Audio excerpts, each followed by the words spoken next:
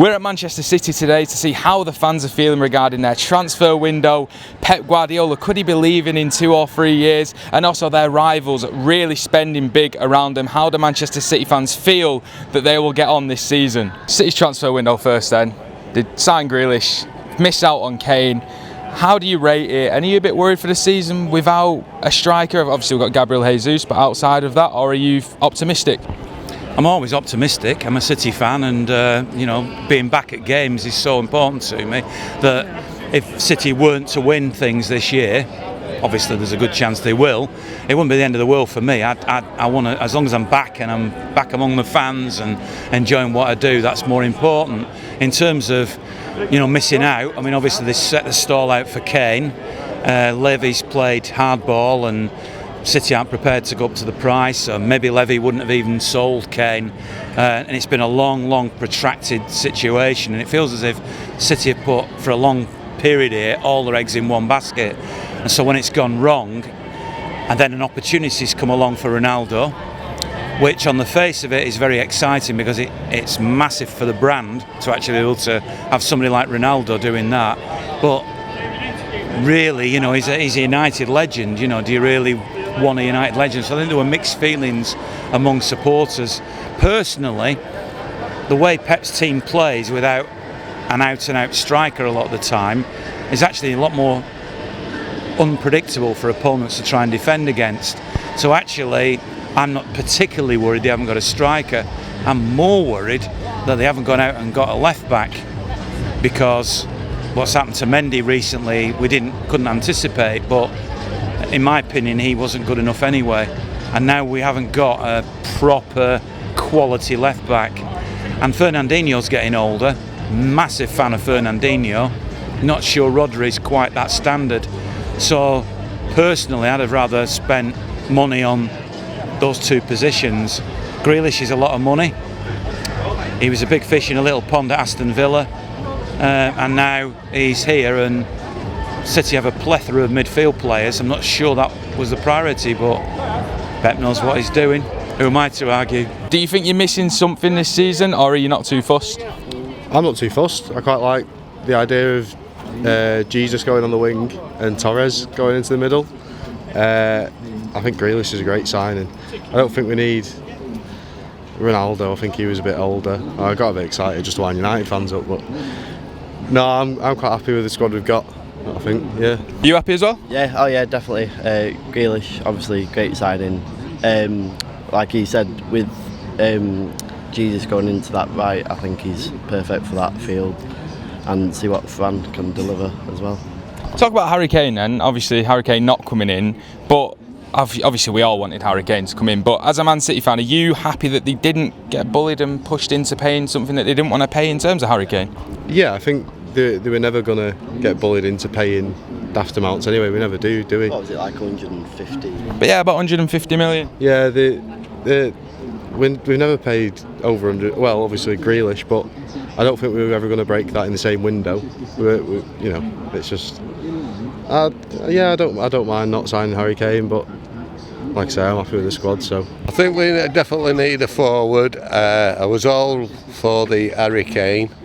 I was hoping we'd go up to 100 million. After that, just put that on the table and it's up to Spurs. But really, I'm thinking Alfie Haaland, his son, for next year, and that should be our big buy for next year and filling that final spot in our team, because forward-wise we've got some really good players, and it's a pity Aguero came to his end, but the last few years he was a bit injury-prone. So how'd you see this season going then? Obviously, Gabriel Jesus, only recognised striker. Pep likes to play him on the wing. All that creativity Jack Grealish added to it, but no striker. Yeah, well, we've got Sterling who can play in a forward position, and they played for England, and he helped Sterling get a few goals, so I expect him to have a better season. I know the end of last season he went into the doldrums a little bit, but I expect him to rise to the occasion and get plenty of goals again this year. And De Bruyne has got to come in a bit more. Well, I think we've got all-round wise forwards, but not just a recognised centre forward. Chelsea, of course, have signed massively. Liverpool are always going to be there, and United have now got some great players in. So how do you see this season going? I still think we could do it, like confidently. I know, obviously, Chelsea with Lukaku, but I think with the squad we've got, I think we can quite easily do it. And you, sir?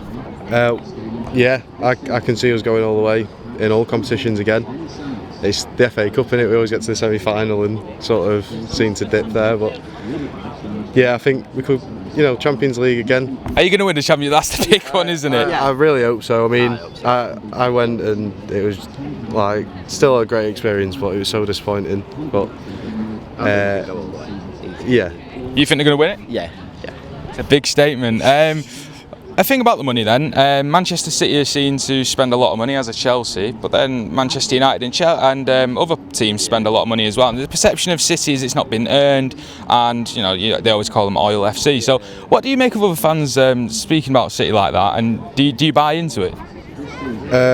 No, because at the end of the day, if we're Royal FC, they're paying for our signings when they're putting petrol in the car.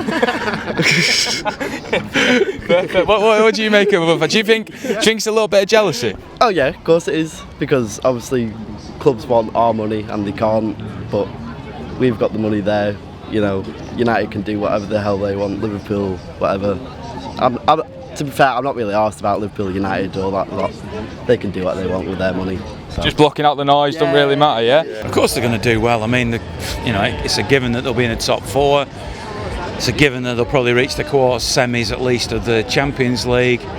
The FA Cup, the League Cup are slightly less predictable, but they've had a good draw in the League Cup to play Wickham, and you're only a couple of steps away from the semi-finals in this competition. So they'll be there or thereabouts, and actually over the next 20 years, no reason to assume they won't be there or thereabouts in everything, because that's the stature of the club these days. Will they actually win the major honours? I think Chelsea look very, very good with Lukaku. I think United, with the signings that they've made, have strengthened as well. Liverpool will come back from a poor season by their standards, so I think the competition is going to be a lot tougher. So I don't like predicting, because football's full of so many. If Kevin De Bruyne, for example, got a long-term injury, and we're only 2 games into a season at the moment, that makes a hell of a difference to City's prospects.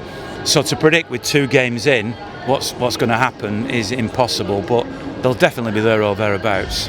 And just for other fans that are watching as well, teams have spent big this summer. United, Chelsea, all spent big, and there still seems to be a stigma around Manchester City's spending. Do you think it's warranted, or do you think it's a hint of jealousy on that part?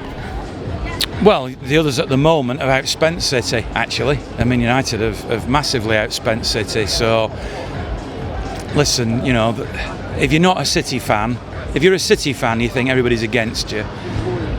My dad always used to say to me, look at it from the other person's perspective. If you're not a City fan and you see that all of the money that's suddenly come in and the way that City have elevated themselves into a big club, you're going to be a bit jealous, and you're not going to necessarily look at City as your second favourite, or the ones who always lose. Yeah. Now they've seen them dominate, and you look at the whole world in a different way. So I understand where they're coming from, but obviously I do feel it's a little bit unfair the way City are perceived in the media as just being a club that buy things, because anybody can spend money, but it takes a good manager and good players and a good club to actually make it work, and City are making it work.